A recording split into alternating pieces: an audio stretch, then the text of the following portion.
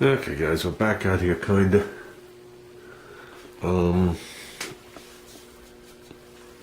Just checking the heat. Actually it's a little late now. We're supposed to come out here and work on this door. I think I'm gonna pass on that for the night.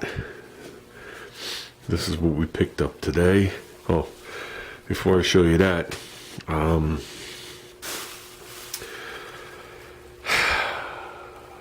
it took 3 people almost a half hour to get that tube out of that side pipe.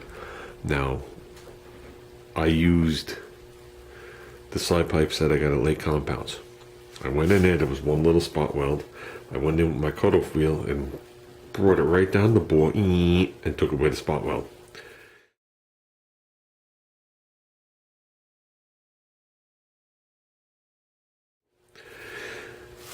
Then we had to use like flat plates and a series of pipes and beat it out with a 5-pound sledge, taking turns, and it took us between 20 minutes to a half hour to do it. 3 different guys to get that out.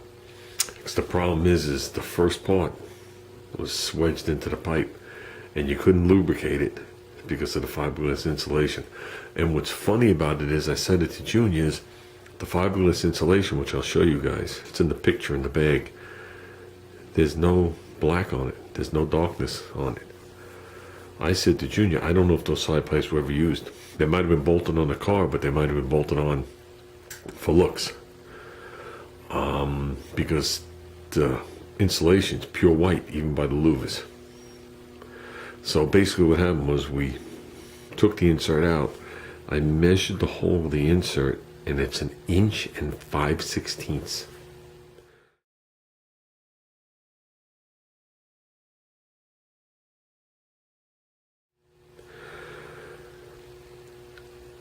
That's like, that is so small and such a restriction that if I would have put them on the engine, there'd be absolutely no power. The engine would not breathe at all. So basically what we're doing is I misspoke when I showed you all the measurements. We are inserting a 2.5-inch tube that's going to be perforated, and I'm going to put the fiberglass back around it, slip it in with the tapered cone in the front, which will be obviously much smaller now because it's so much closer to the 3-inch case. It's only going to be a 1/4 inch difference, but I don't want to run straight tubes. I want some kind of muffler. So it's going to be a 4-foot perforated. I wouldn't be perforating a 2.5-inch pipe in there, so the car will definitely have a nice tone, and plenty of performance. So I got one separated. I got the other side pipe in my car. The other one's all assembled, so we got to unassemble it, and I'll start working on that tomorrow and probably beat it out on Friday.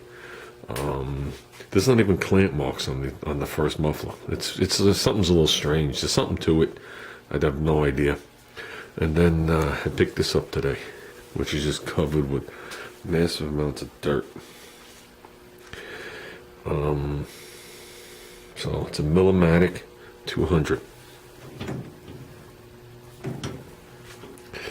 It's a MIG welder, and on the bottom corner it's got a spot to do spool TIG.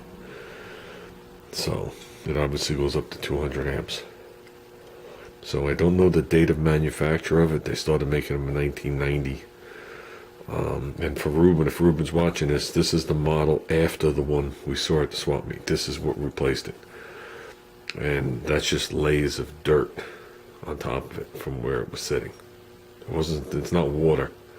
Well, the wet spot on top is from us today, but we already had the panels off the side of it. Nothing's cooked in it at all. There's a little circuit board in there because it's got pulse. It's got 4 knobs with pulses and stuff, and duty cycling. Well, not duty cycling, frequency and pulsing. And then the what you call it, the transformers, which are massive. This thing weighs 190 pounds, and trust me, it does. And that's without the tank.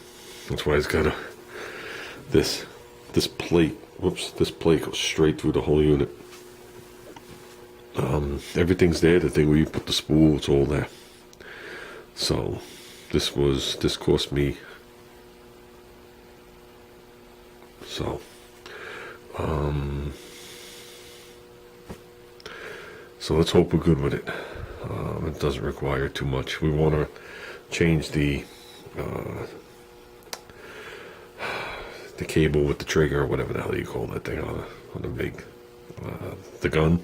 I guess you want to call it the gun. We want to change that out, and everything else look good. Everything's clean. There's no water damage, nothing smoked, nothing's burnt. All the fuses are good. I just don't have an outlet here to plug it into. It looks like it's a 220 50 amp. So I'll just wire in a 220 here, right over there by the box, and we'll fire it up. So hopefully we're good. Okay guys, that's it. Like I said, sorry nothing happened here today. It's too late. But tomorrow we'll knock out that door and get this thing ready. So, okay, we're out of here.